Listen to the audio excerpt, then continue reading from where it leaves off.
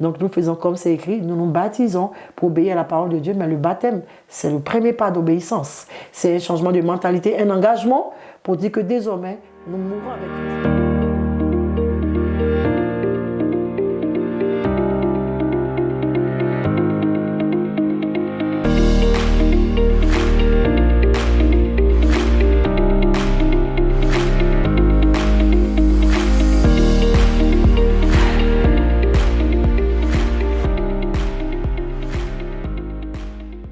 Bonjour chers privilégiés, soyez les bienvenus à notre émission.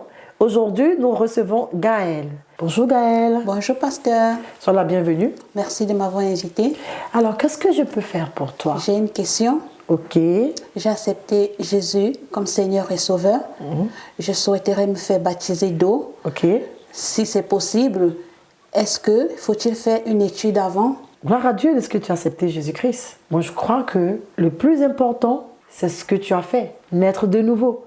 Accepter Jésus-Christ comme ton Seigneur et ton Sauveur.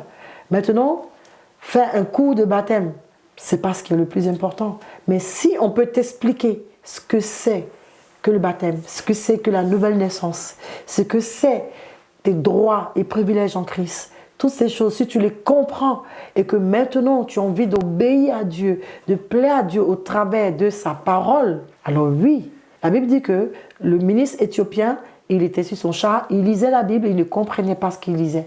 Et Dieu envoyait en esprit Philippe pour lui expliquer ce qu'il lisait. Et lorsque Philippe est arrivé, il lui a demandé, comprends-tu ce que tu lis?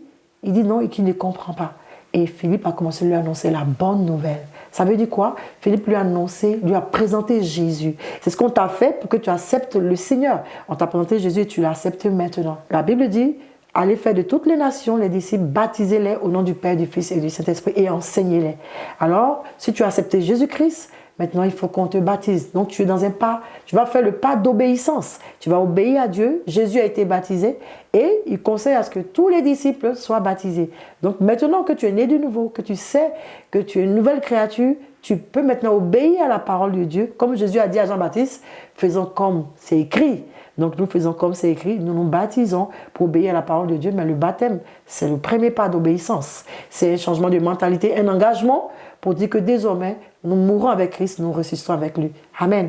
Et je crois bien que tu n'as pas besoin de cours, mais tu as besoin que tu comprennes au moins ce que tu fais, t'engager avec Christ. Qu'est-ce que le baptême?